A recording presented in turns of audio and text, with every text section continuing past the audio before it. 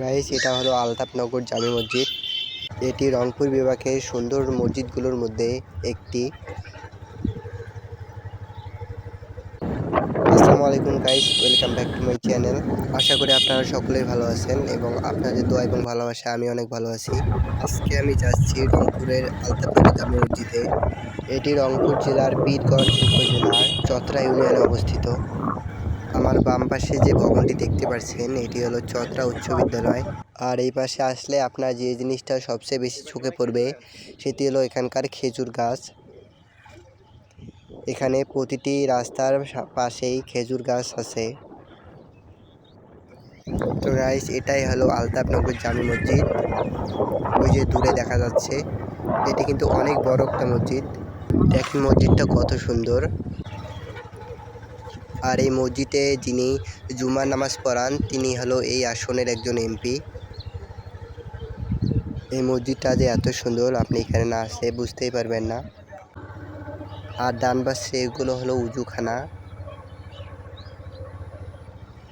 Guys, ওই যে দূরে যে গেট দুটি দেখতে পাচ্ছেন এটি হলো একটি এখানকার কবরস্থানের গেট এবং আরেকটি হলো ছোটদের খেলার জন্য একটি জায়গার গেট।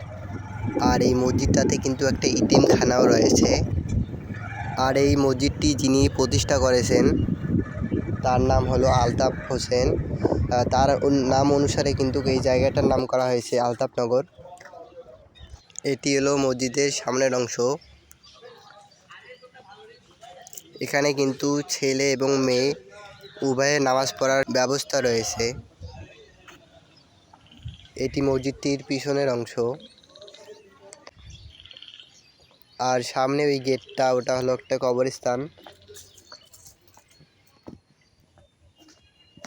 আর গায়ে যদি আপনাদের একটু মসজিদটার ভিতরেরটা দেখাই, এই যে এই পাশে মহিলারা নামাজ পড়ে, এটা ভিতরের অংশ। অনেক বড় মসজিদটা।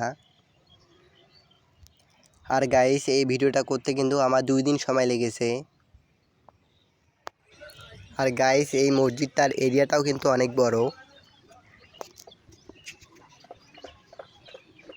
তো আজকে আমি দ্বিতীয় দিন যাচ্ছি আবারও সেই মসজিদটায়। আজকে সেখানে গিয়ে নামাজ পড়ব। দেখেন কতগুলো মুসল্লি এখানে উপস্থিত হয়েছে। আজকে শুক্রবার। গাইস, যিনি খুতবা দিতেছেন তিনি হলো এই আসনের এমপি। তো গাইস, আজকে ভিডিওটা ছিল এই পর্যন্তই। ভিডিওটি ভালো লাগলে একটা লাইক করবেন। আর আমাদের চ্যানেলে নতুন দর্শক হয়ে থাকলে আমাদের চ্যানেলে সাবস্ক্রাইব করে আমাদের পাশেই থাকবেন। আর এতক্ষণ আমাদের সঙ্গে থাকার জন্য ধন্যবাদ।